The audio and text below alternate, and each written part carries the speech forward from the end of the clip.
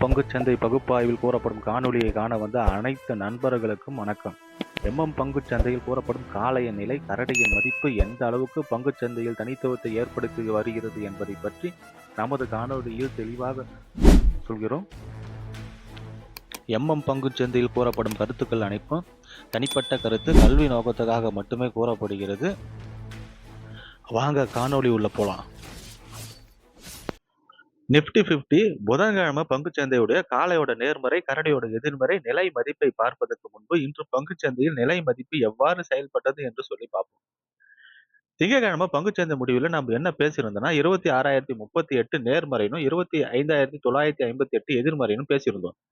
இன்று பங்குச்சந்தையோட துவக்கம் 25,951. இது ஒரு எதிர்மறையான துவக்கம் தான். துவக்கம் கிடைச்ச உடனே காளைகள் எதிர்மறைக்கு மேல போற மாதிரி முயற்சி பண்றாங்க.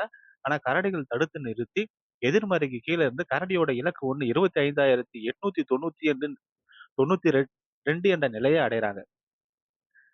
கரடிகள் இலக்கு 1ல இருந்து இலக்கு 2க்கு போற மாதிரி முயற்சி பண்றாங்க. ஆனா கரடிகள் தடுத்து நிறுத்தி 10 மணில இருந்து 2 மணி வரைக்கும் இலக்கு 1க்கு மேல செல்ல விடாம கரடிகளை தடுத்து நிறுத்துறாங்க. ஆனா 2 மணிக்கு மேல பங்குச்சந்தையோட முடிவு 25,851.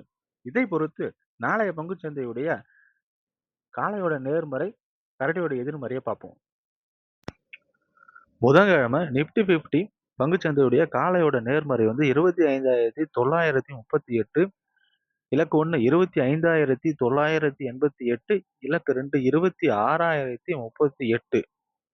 கரடியோட எதிர்மறை 25,858, இலக்கு 1 25,798, இலக்கு 2 25,732. பங்குச்சந்தை பகுப்பாய்வில் கூறப்படும் நிலை மற்றும் மதிப்புகள் உங்களுக்கு பிடித்திருந்தால் உங்கள் கருத்துக்களை கருத்து பெட்டியில் பகிரவும். நன்றி.